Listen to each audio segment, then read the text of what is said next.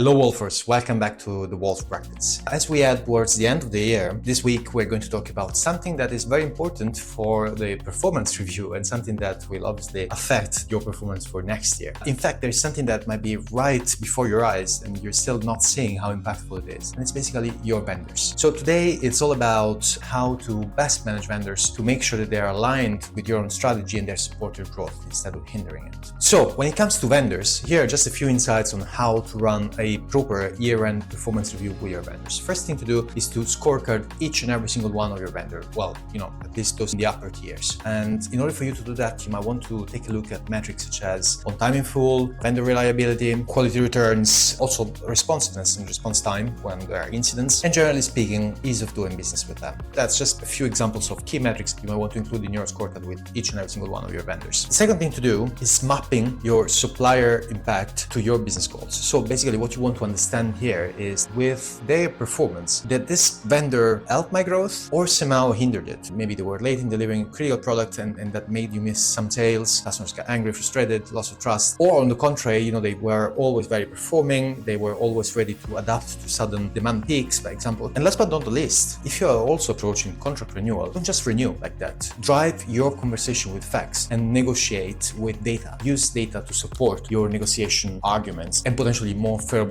terms and conditions. Today, I want to provide you with a bonus tip, an extra piece of advice. As we approach into next year, in 2026, just send your vendors their own scorecard. Basically, send them their scorecard and ask them to commit to next year's goals with you. Based on your metrics, what are their goals? What are they going to achieve towards those metrics? This is something that is very helpful because it basically has two effects. On the one side, it creates a two-way communication between you and the vendors. So it's a way more balanced type of discussion that you and your vendor will have. And on the other side, it also creates commitment on the vendor. So on the one side, it creates trust, builds partnership, put the foundation for a long-term relationship with the supplier. And on the other side, it helps the supplier to perform at their best. And also it's going to reduce any sort of difficult conversation should things go wrong at the end of next year because they were the ones committing to those figures. I hope you found this useful. If you did, I am sure you will find even more useful the guide that we put together this week. You'll find it in the description of this video, just down here. Click on the link and you will find the year-end supplier review template free for you to download, entirely free of charge. And if you enjoyed this video, which I really hope you did,